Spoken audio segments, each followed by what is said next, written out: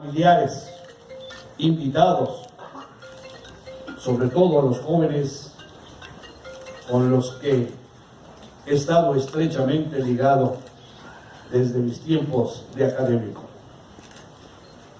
Empiezo con una cita del Quijote.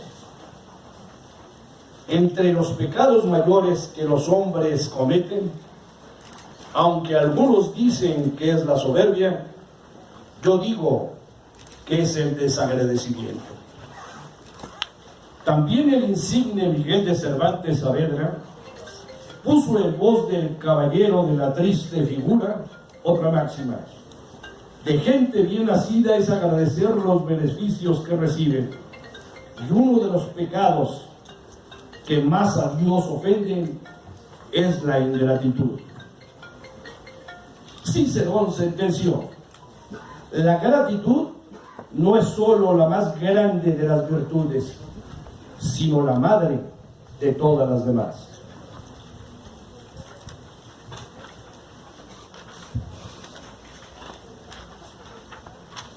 Así, podemos saber más sobre la gratitud y el agradecimiento si hurgamos, puesto que han sido temas recurrentes de las diferentes teorías filosóficas de todas las religiones, de escritores y de pensadores de todos los tiempos.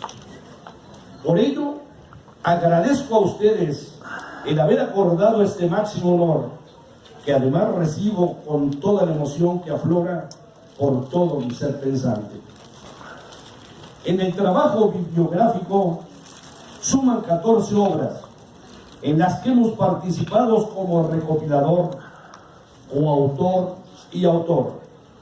Salvo las obras completas del tío poeta Fernando Celada Miranda, el cantor de los obreros, y el de mi padre, el médico Fortino Rentería Meneses, Desahogos íntimos, todos los demás libros, su contenido, su temática es periodístico. Se ha especulado mucho sobre si las facultades de un ser humano proceden desde su misma creación. Así lo creo, pero no basta descubrir la vocación. Tenemos que aceptar la influencia familiar, los estudios desde la primaria, el entorno social y, obvio, la decisión personal de no equivocar el camino y que si caes en él, corregirlo. En consecuencia, puedo decir que nací periodista. Lo descubro en la familia por la influencia del poeta y periodista prerrevolucionario, o más bien anarquista, el mencionado Fernando Celada, a quien ni siquiera conocí. Murió 8 años antes de que yo naciera. El 4º año de primaria, en una de las escuelas surgidas del movimiento revolucionario de 1910 y del talento del maestro de las juventudes, José Vasconcelos, fue fundamental, cuando participé con todo empeño en el periódico mural de la escuela Pedro María Anaya, luego como editor de varios periódicos estudiantiles en la secundaria y en la preparatoria.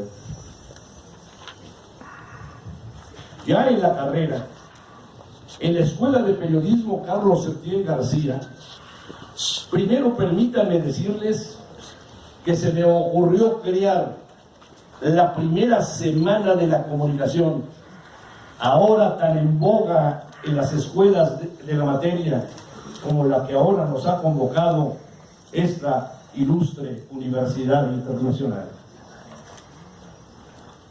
Escuela conventual, al fin, de la que guardo recuerdos inolvidables que me formaron.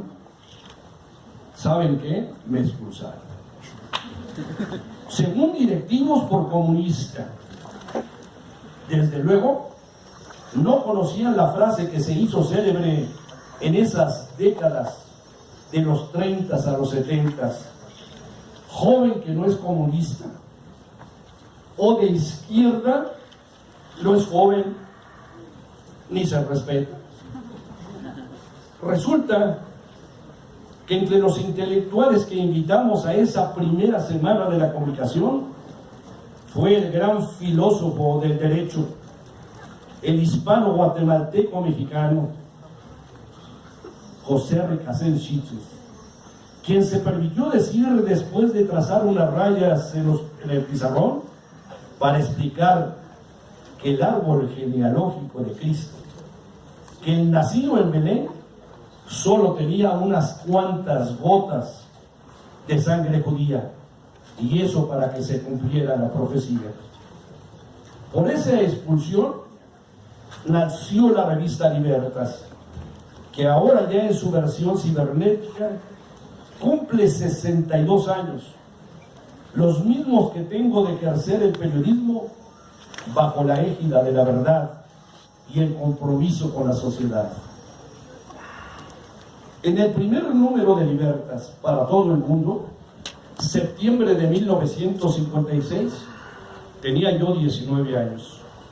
Se publicó mi primer artículo titulado "Los rusos no son imbéciles".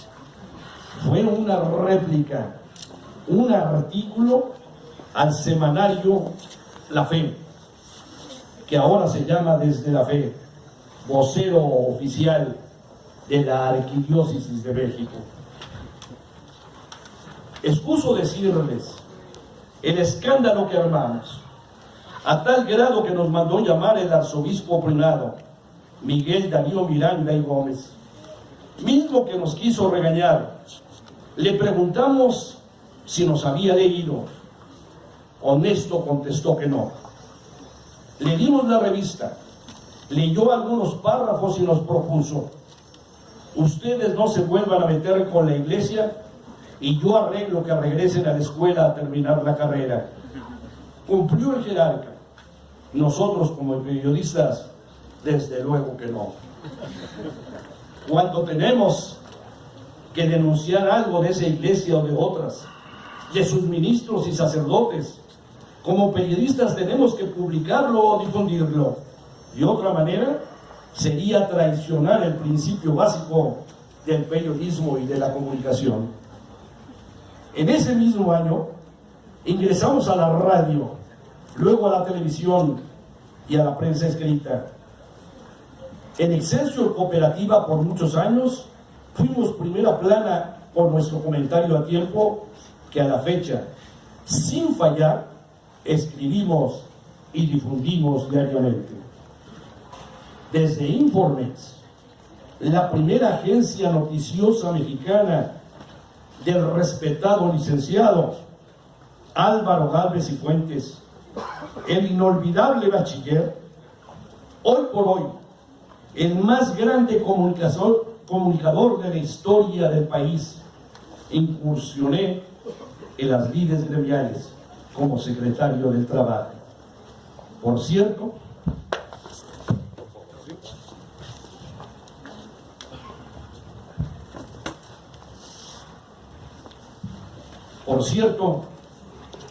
aquí se encuentra presente su hija, Marina Gálvez, una mujer que ha heredado el talento de su padre. Felicidades, Marina.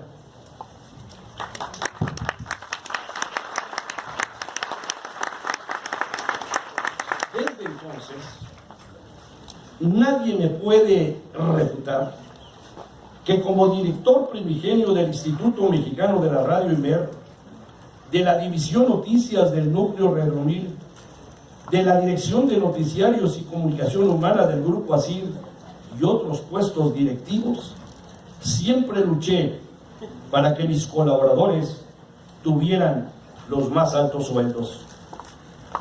Luego vino el liderazgo en el Club Primera Plana, en la Federación de Asociaciones de Periodistas Mexicanos, FAPERMEX, en la Federación Latinoamericana de Periodistas, FELAP, y ahora como presidente del Colegio Nacional de Licenciados en Periodismo. Son muchos los puntos de lucha. Sin embargo, podemos sintetizarlos en tres ejes fundamentales: las batallas más que diarias al instante, por la libertad de prensa y expresión, la defensa de la integridad física de los comunicadores y sus medios, y la profesionalización de los periodistas. Déjenme saludar a los liderazgos gremiales, a María Consuelo Eguía Tonela, presidenta de la Federación de Asociaciones de Periodistas Mexicanos,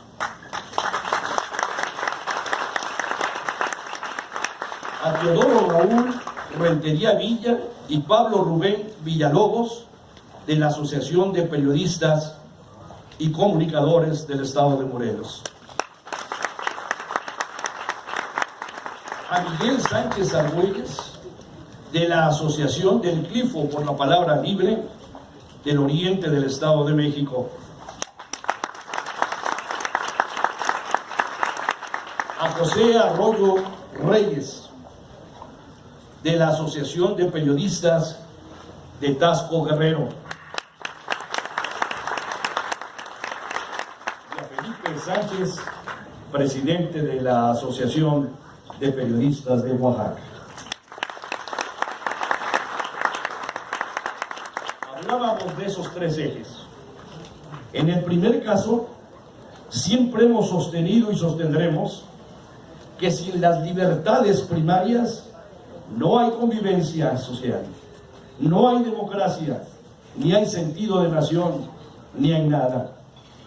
Desde hace cerca de 4 décadas, primero en solitario y ahora en conjunción gremial, llevamos el registro puntual y documentado de los asesinatos y desapariciones forzadas de periodistas y de otras víctimas de los enemigos de esas libertades. De 1983 a la fecha, suman 302 homicidios, 264 periodistas, 2 locutores, 10 trabajadores de prensa, 14 familiares y 10 amigos de comunicadores y 2 civiles, además de 28 desapariciones forzadas sin aclaración alguna. Esta lista de horror y representativa brutal de la vergonzosa impunidad no concuerda con ninguna de las que se publican sin sustento alguno. Todas ellas están sesgadas de acuerdo a intereses inconfesables. Nos hemos preocupado por la profesionalización del gremio. Permítanme decirles que cuando egresados de la academia, el 97% de los colegas eran empíricos y los menos éramos los que habíamos salido de las escuelas, de las universidades. Éramos motivo de burla de los que se formaron en la universidad de la vida. Esto, por fortuna, se ha revertido. Hoy el periodismo requiere de periodistas con formación universitaria, desde su mismo ingreso al gremio. Lo hemos dicho, desde muy jóvenes nos iniciamos en la docencia, en la escuela preparatoria nocturna Maestro José Vasconcelos, que fundamos en la Universidad Iberoamericana y en la propia Carlos Septién García. La única y primordial tarea del periodista es servir a la sociedad. ¿Cómo? Con preparación intelectual. Todo aquel que no entiende este postulado, nada tiene que hacer en el periodismo. Hay muchos trabajos y muy bien remunerados. El que se afilia al periodismo debe saber que entra a una profesión de sacrificio y mal pagada.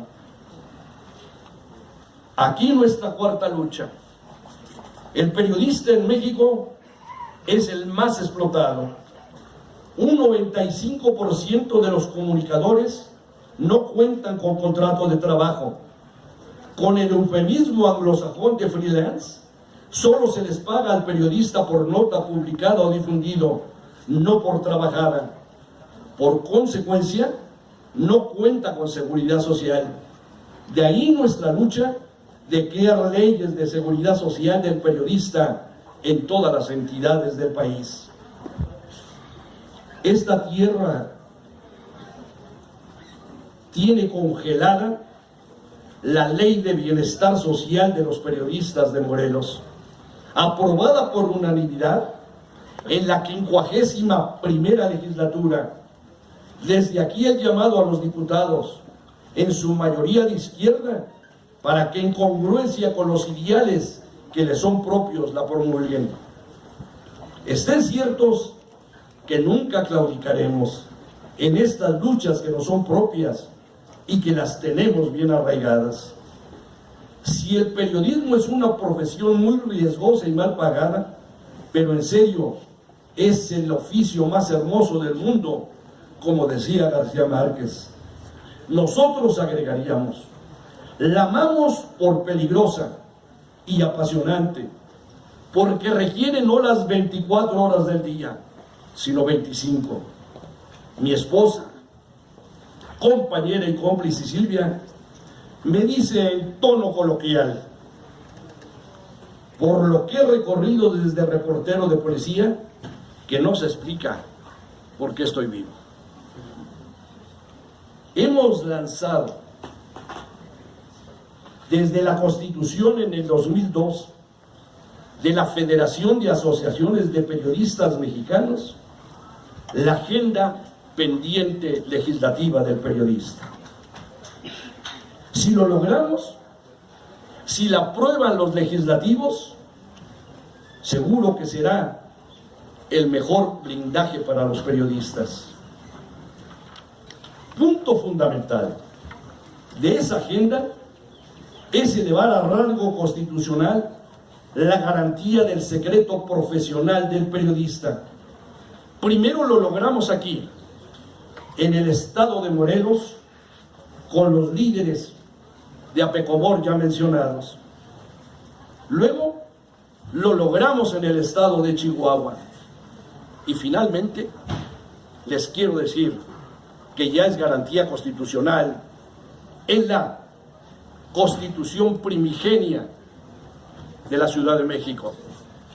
Y ahora nuestra lucha se centra para que sea garantía constitucional en la Constitución política de los Estados Unidos mexicanos.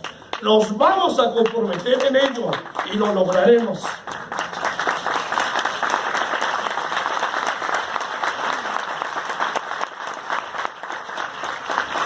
De esas luchas parten los títulos de nuestros más recientes libros.